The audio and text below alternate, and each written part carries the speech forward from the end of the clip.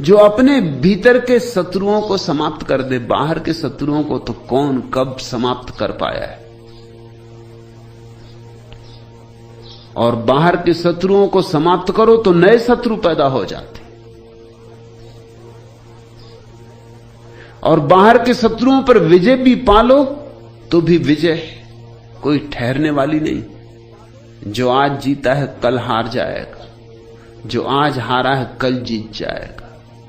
बाहर तो जिंदगी प्रतिपल बदलती रहती, वहां तो कुछ भी शाश्वत नहीं, ठहरा हुआ नहीं, जलधार है।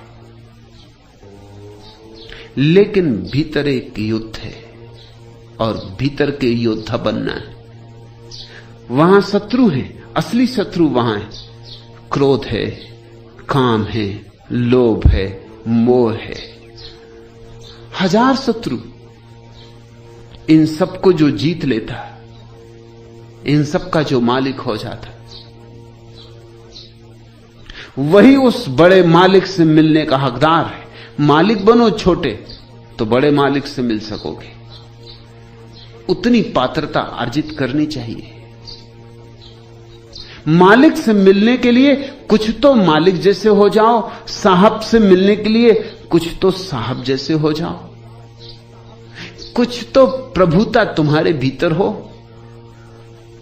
तो प्रभु के द्वार पर तुम्हारा स्वागत हो सके।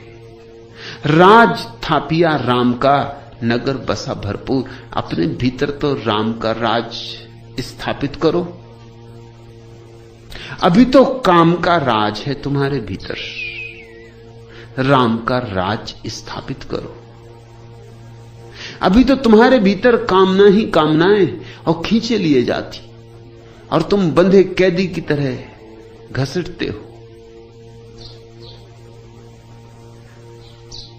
काम से घिरा हुआ चित्त सारा गौरव खो देता है, सारी गरिमा खो देता है। लेकिन ध्यान रखे, ध्यान रहे कि काम हो कि क्रोध हो कि लोभ हो कि मोह हो, इन्हें मार नहीं डालना है, इन्हें रूपांतरित करना है। मार डालोगे तो तुमने अपनी ही ऊर्जा के स्रोतों को नष्ट कर दिया। क्योंकि क्रोध ही जब ध्यान से जुड़ जाता है तो करुणा बनता है। क्रोध को काट नहीं डालना है, ध्यान से जोड़ देना है। होशियार तो वही है जो जहर को भी औषधि बना ले। सच्चा सुधी तो वही है जो पत्थरों को भी सीढ़ियां बना ले, मार्ग की बाधाओं को भी जो उपयोग कर ले, उनका सहयोग ले ले। जो बुद्धू हैं वे भीतर के शत्रुओं को मारने में लग जाते, और सदियों से धर्म के नाम पर ऐसे ही बुद्धुओं का राज्य रहा है। भीतर के शत्रुओं को मार सकते हो, मगर मार के तुम पाओगे कि तुमने अपने ही अंग काट दिए।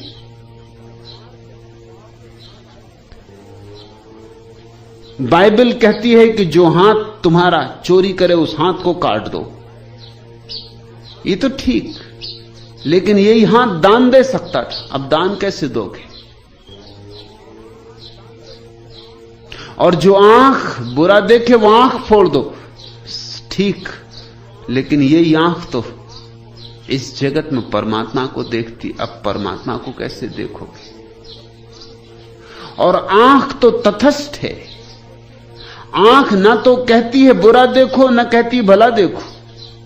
आंख तो सिर्फ देखने की सुविधा है।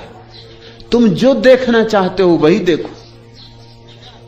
अगर परमात्मा देखना चाहते हो तो आंख परमात्मा को देखने का साधन बन जाती। इसलिए मैं इस तरह की कहानियों को सहमति नहीं देता। कहानी है कि सूरदास ने अपनी आंखें फोड़ ली। सूरदास के वचन मुझे काफी भरोसा दिलाते हैं कि इस तरह का काम सूरदास कर नहीं सकते। और किया हो तो उनका सारा जीवन व्यर्थ हो जाता है। सूरदास ने कृष्ण के सौंदर्य के ऐसे प्यारे गीत गाए,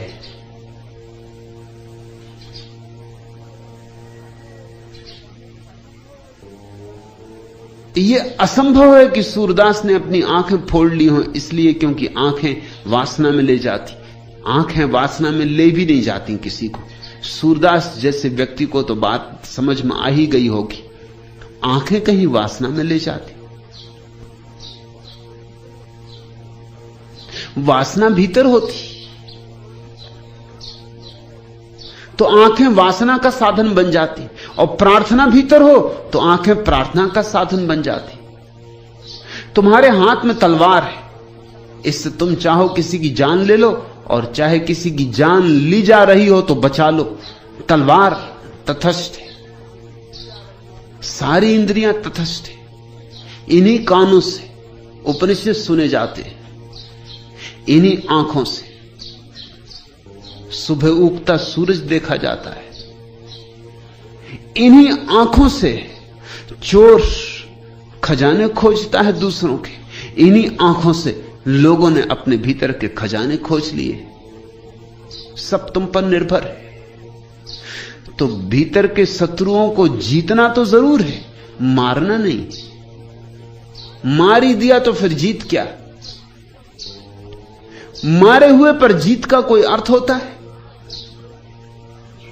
एक चाय घर में लोग गपशप में लगे हैं, एक सैनिक युद्ध से लौटा है, वो बड़ी बहादुरी हाँक रहा है। वो कह रहा है कि मैंने एक दिन में 50 सिर काटे, ढेर लगा दिया सिरों का। मुल्ला नसरुद्दीन बहुत देर से सुन रहा है। उसने कहा ये कुछ भी नहीं, मैं भी युद्ध में गया था अपनी जवानी में, एक दिन में मैंने 1000 आदमियों के पैर काट दिए थे। सैनिक ने कहा पैर कभी सुना नहीं, ये भी कोई बात है? सिर काटे जाते हैं, पैर नहीं। मुल्ला ने कहा मैं क्या करता, सिर तो कोई पहले ही काट चुका था।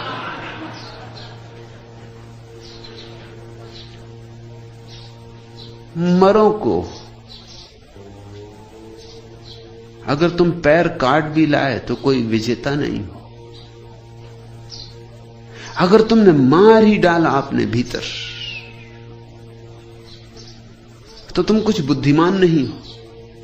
और तुम अपने भीतर जिनको शत्रु समझ के मार डाले हो, उनको मारने के बाद पाओगे तुम्हारे जीवन की सारी ऊर्जा के स्रोत सूख गए।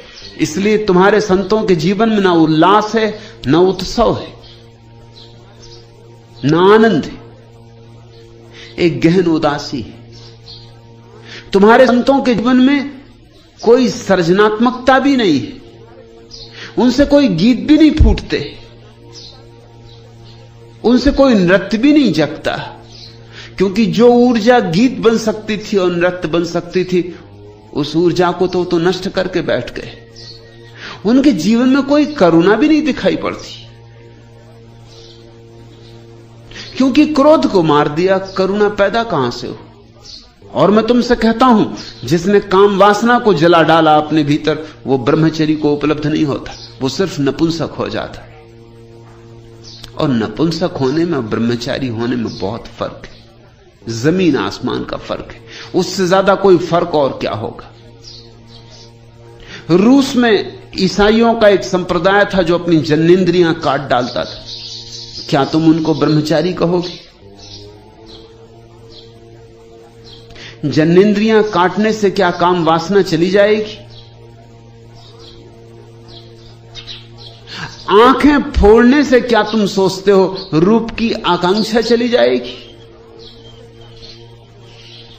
कान फोड़ने से क्या तुम सोचते हो भीतर ध्वनि का आकर्षण समाप्त हो जाएगा?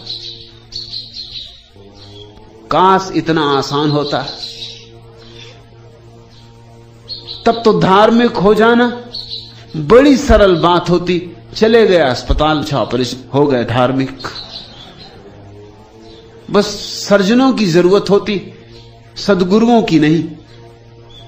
सदगुरु काटता नहीं,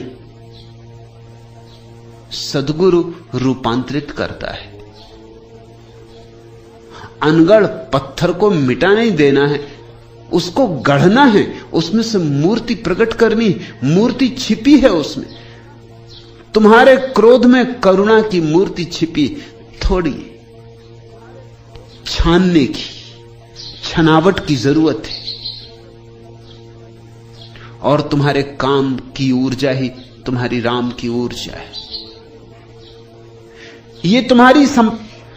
ये शत्रु हैं अभी, क्योंकि तुम जानते नहीं कैसे इनका उपयोग करें। जिस दिन तुम जान लोगे कैसे इनका उपयोग करें, यही तुम्हारे सेवक हो जाएंगे। आज से हजारों साल पहले वेद के जमाने में आकाश में बिजली ऐसी कौंधती थी, ऐसी जैसी अब कौंधती, लेकिन तब आदमी कपता था, थरथराता था, सोचता था कि इंद्र महाराज नाराज हो रहे, कि इंद्र महाराज धमकी दे रहे। स्वभावता समझ में आती बात। 5000 साल पहले बिजली के संबंध में हमें कुछ पता नहीं था, और जब बिजली आकाश में कड़कती होगी, घबराहट होती होगी, कोई व्याख्या चाहिए, तो एक ही व्याख्या मालूम होती थी कि इंद्रधनुष।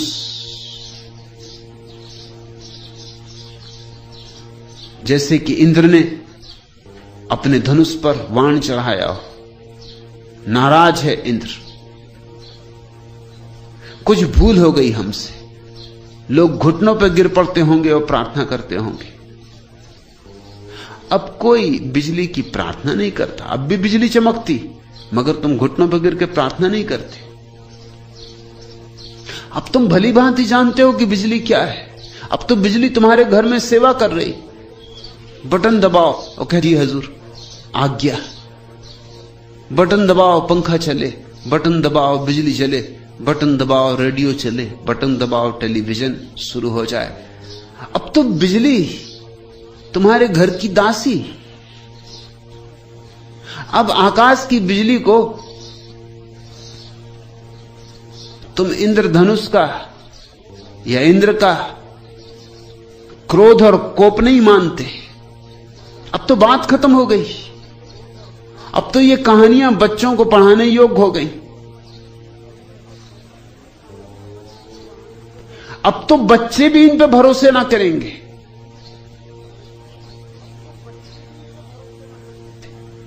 बाहर की बिजली तो बस में आ गई है, भीतर की बिजली अभी बस में नहीं आई। भीतर की बिजली का नाम काम वासना है।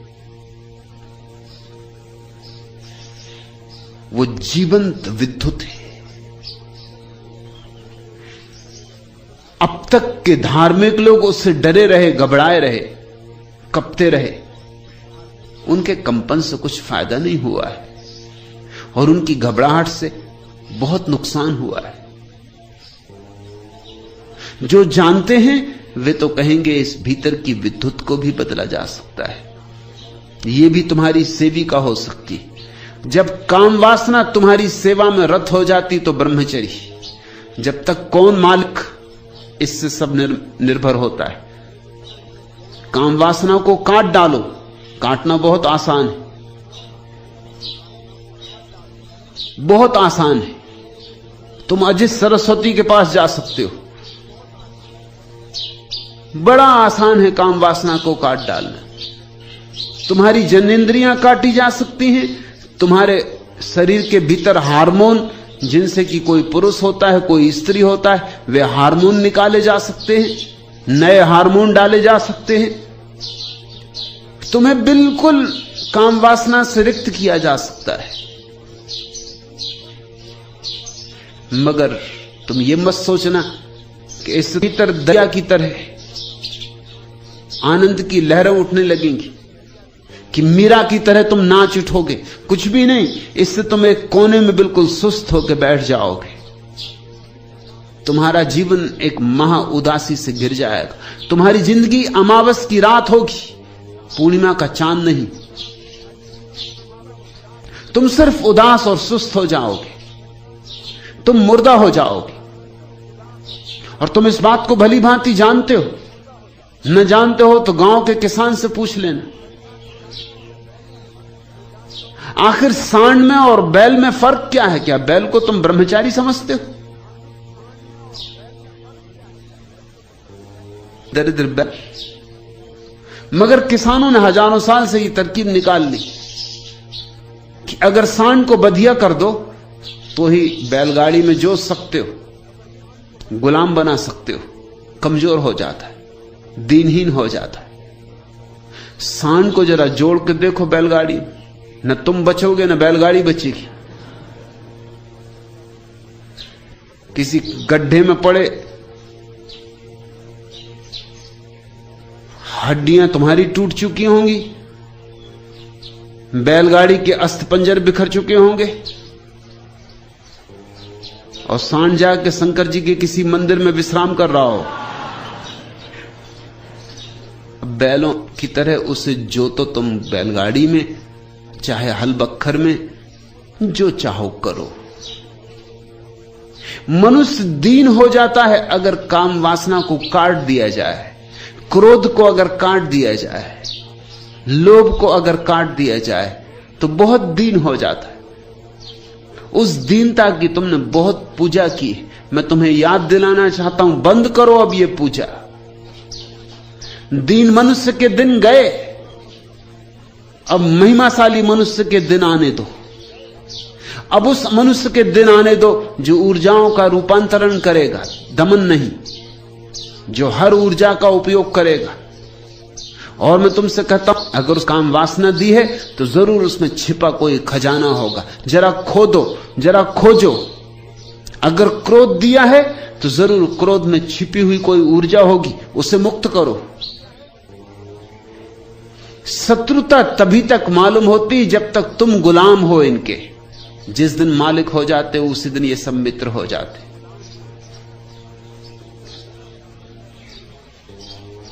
दरिया सांचा सूरमा,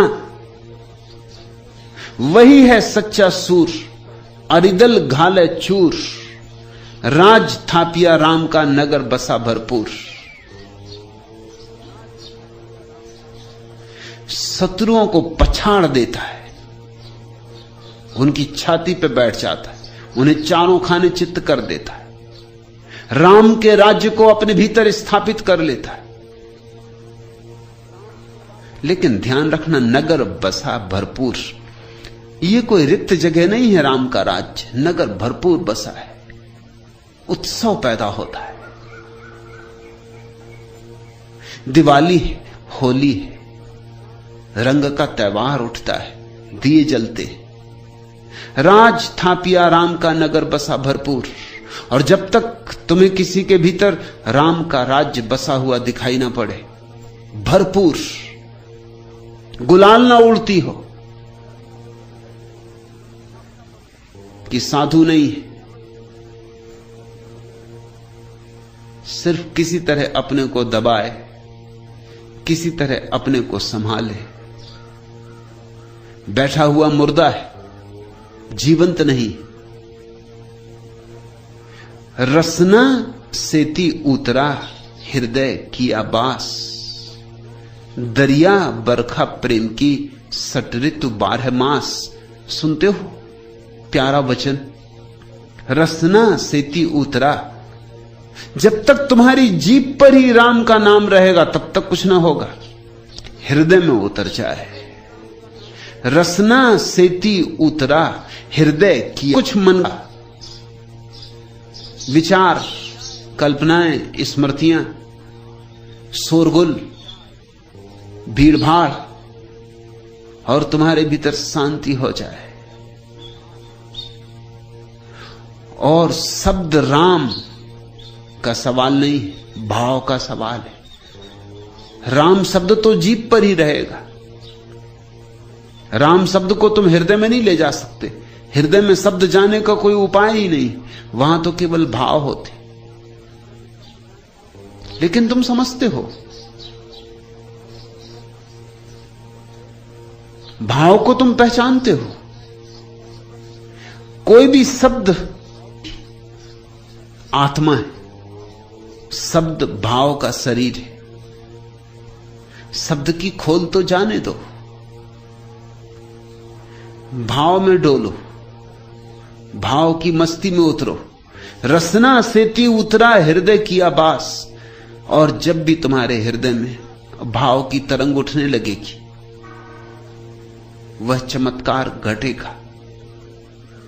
दरिया बरखा प्रेम की, कि प्रेम की वर्षा हो जाएगी तुम्हारे ऊपर, होती ही रहेगी, फिर बंद नहीं होने वाली।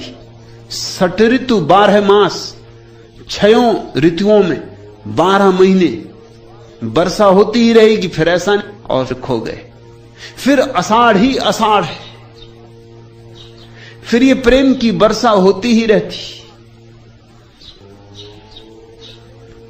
लेकिन क्या तुम्हें तुम्हारे संतों में प्रेम की ऐसी वर्षा होती हुई मालूम पड़ती है? क्या तुम्हारे मंदिरों में तुम्हें प्रेम भरपूर बहता हुआ मालूम पड़ता है?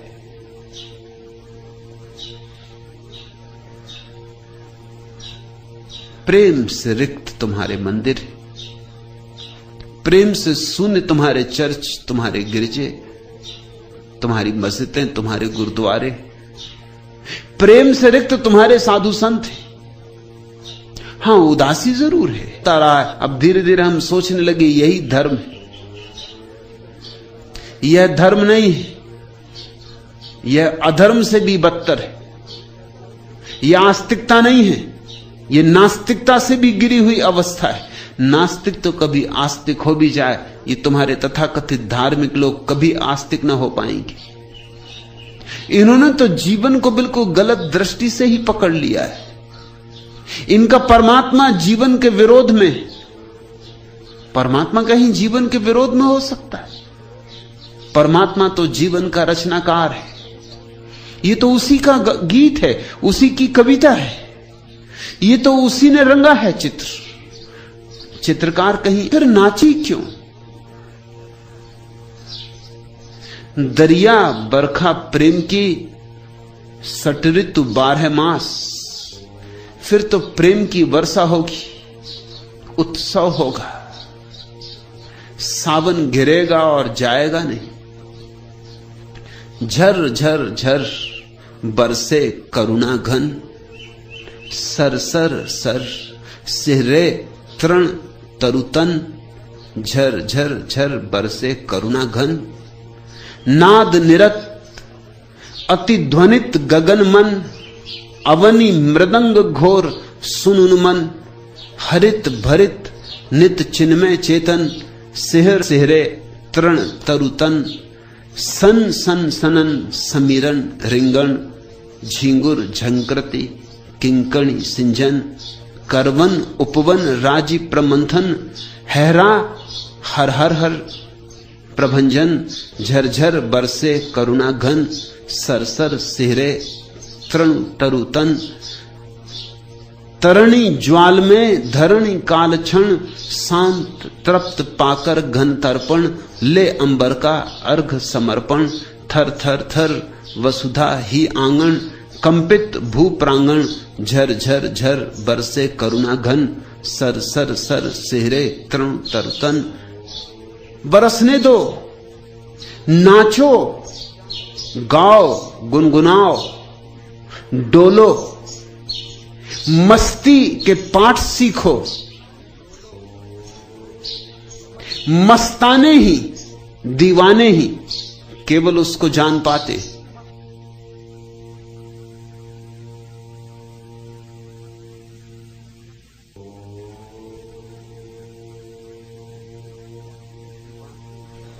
बाकी उसकी बात उठे प्रेम की, ज्यों सावन बरखा घन।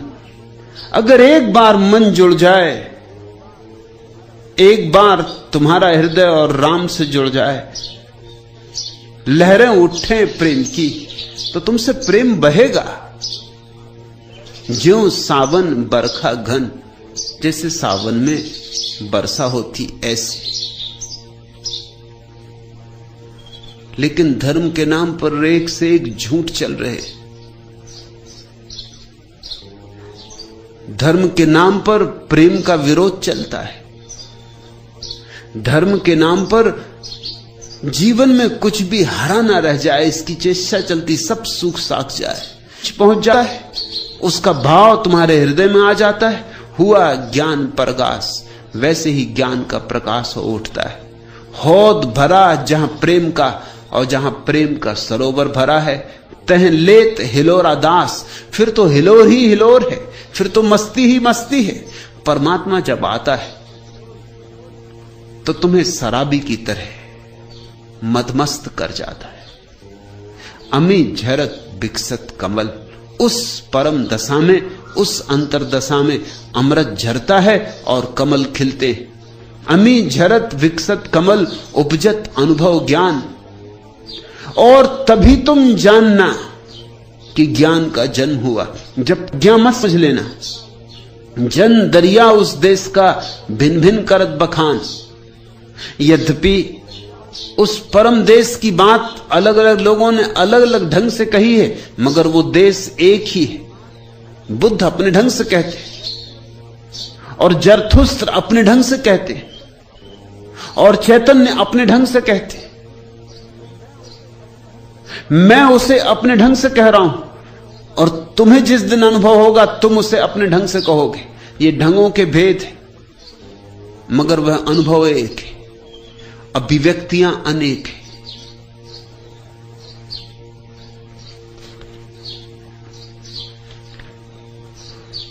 सावन बुलाएं, प्रथम आषाढ़ी झाड़ी है, चलो भीगे। पालकी ऋतु की खड़ी है, चलो भीगे। ग्रह मुहूर्त चौघड़ी देखे बिना ही, यह मिलन की शुभ घड़ी है, चलो भीगे। पी पुकारे प्राण पपीहा और तुमको, घरू कामों की पड़ी है, चलो भीगे। प्यार वाले इन क्षणों की उम्र अपनी कुल उम्र से भी बड़ी है, चलो भीगे। लाज की चलती मगर संकोच की है, तोड़ दो जो हथकड़ी है, चलो भीगे। यदि हम ही समझे न ये संकेत गीले, आग सबनम मढ़ी है, चलो भीगे। भीगने का निमंत्रण,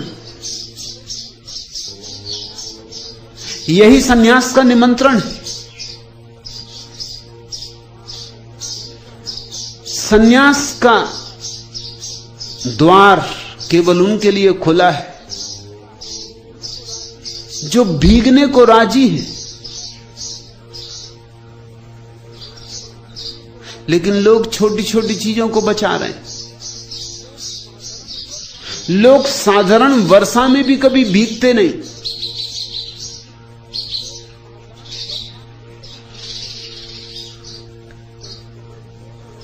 कहीं के पुतले पड़ी हो कि बह जाओगी कि गल जाओगी।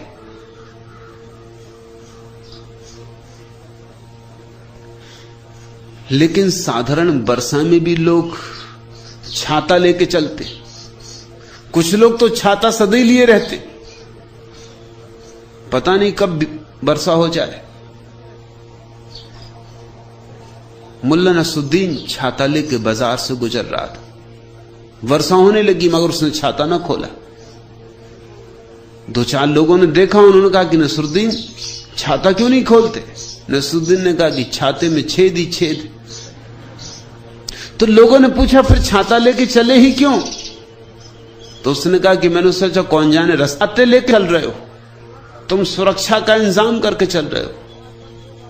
यहां मेरे पास भी लोग आ जाते तो मैं देखता हूं छाता लगाए बैठे हो और सुन रहे। हालांकि सौभाग्य से उनके छातों में कभी कभी कुछ छेद होते और थोड़ी बूंदाबांदी उन पर हो जाती, उनके बावजूद हो जाती, मगर छाता लगाए रहते। भीतर के छाते छोड़ने होंगे। हिंदू, मुसलमान, ईसाई, बौद्ध, जैन, ये सब छाते हैं, ये सब सुरक्षाएं हैं शब्दों की आड़ में छिपाने के उपाय। इन सब की होली जला दो।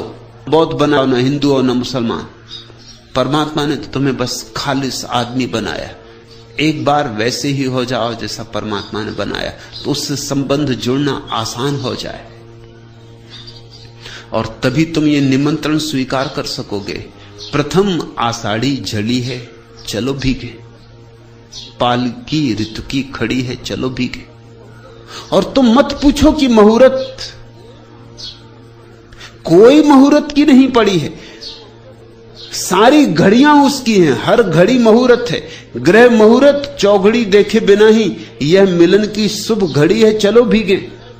तुम जाके ज्योतिषियों को अपनी जन्म पत्री मत दिखलाओ।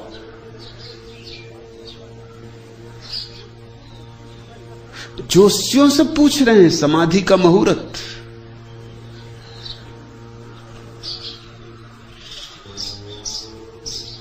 तुमने समाधि को कोई रेस कोर्स का घोड़ा समझा?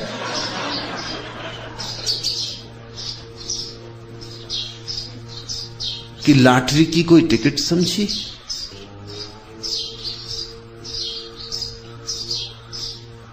खूब होशियार हैं लोग, बचने के कैसे कैसे उपाय खोजते।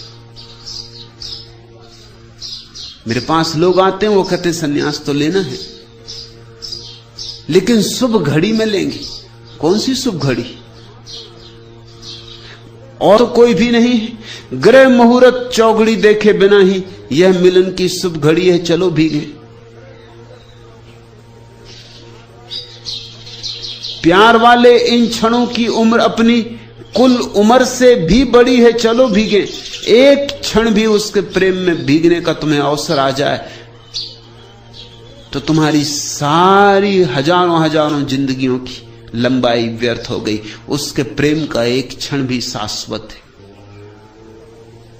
वर्षों जीने का कोई अर्थ नहीं, एक क्षण उसके प्रेम में जी लेना पर्याप्त है। सारे जीवन की, अनंत अनंत जीवन की तृप्ति हो जाती।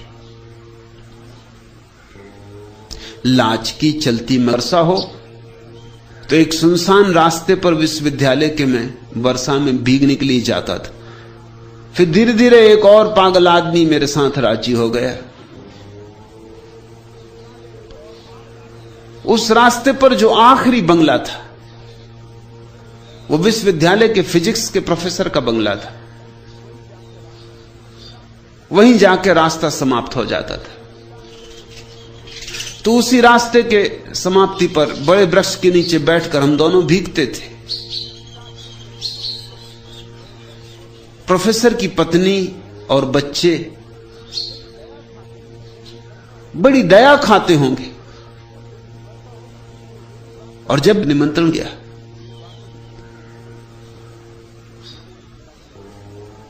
तो मैंने उनसे कहा कि मेरे एक मित्र भी हैं, वो सदा आपके घर तक मेरे साथ घूमने आते हैं, उनको भी ले आऊं? तो उनका उनको भी जरूर ले आए। उन्होंने घर जाके अपनी पत्नी को बहुत प्रशंसा की होगी कि दो बहुत अद्भुत व्यक्तियों को लेके आ रहा हूं। घर में लोग बड़े उत्सुक थे, बड़ी तैयारियां की गई। और जब हम दोनों को देखा तो सारे बच्चे, पत्नी, बहू सब वहां से भाग गए अंदर के कमरे में और इतने जोर से हंसने लगे अंदर के कमरे में जाके कि प्रोफेसर को बड़ा सदमा पहुंचा कि ये तो बड़ा।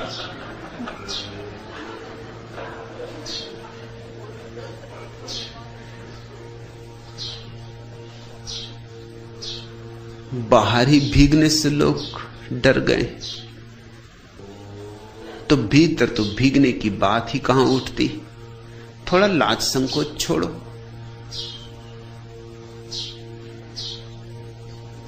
मीरा ने कहा लोक लाज छोड़ी, पद घुंघरू बांध मेरा नाची रे। सब लोक लाज छोड़ के नाची। ऐसी ही लोक लाज छोड़ोगे तो नाच पाओगे, तो भीग पाओगे। यदि हम ही समझे न ये संकेत, झांक के देख लेना।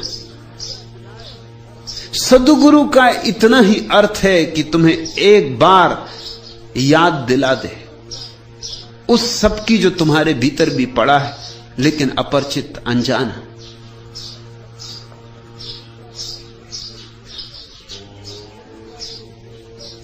कंचन का गिर देखकर लोभी भया उदास। बड़ी अद्भुत बात दरिया ने कही। दरिया कहते हैं तुम लोभ इत्यादि की फिक्र मत करो, मैं तुम्हें भीतर उस जगह ले चलता हूं कंचन का गिरी देखकर, जहां तुम सोने के हिमालय देखोगे। वहां तुम्हारा लोभी उदास हो जाएगा अपने आप, ये देख के कि जितना मैं मांगता था। फिर कैसा लोभ, लोभ खुद उदास होके बैठ जाएगा। कंचन का गिर देखकर लोभी भया उदास, जन दरिया थाके बनिज पूरी मन की आस। फिर वहां कहां का व्यापार, फिर वहां सारा लोभ, सारी आसक्ति, सारे चित्त के व्यापार अपने आप गिर जाते हैं। पूरी मन की आस, तुमने जो मांगा था उससे 1000 गुना मिल गया, करोड़ गुना मिल गया। तुमने जो सोचा भी नहीं था वो भी मिला। तुम जिसकी कल्पना भी नहीं कर सकते थे, सपने भी नहीं देख सकते थे, वह भी मिला। तुम मालिक हो बड़े साम्राज्य के, तुम सम्राट हो के लिए उत्सुक हो गए हो। तुम साधुओं के पास जाते हो कि वो किसी तरह मलहम पट्टी कर दें। मीठे रांचे लोग सब, मीठे उपजे रोग। लेकिन ध्यान रखना, सांत्वना सबको अच्छी लगती, मीठी लगती, मगर सांत्वना के कारण ही तुम्हारे रोग बच रहे हैं, तुम्हारे रोग नहीं मिट पा रहे। निर्गुण कड़वा नीमसा दरिया दुर्लभ जोग। तैयारी करो विरह की पीड़ा को झेलने की।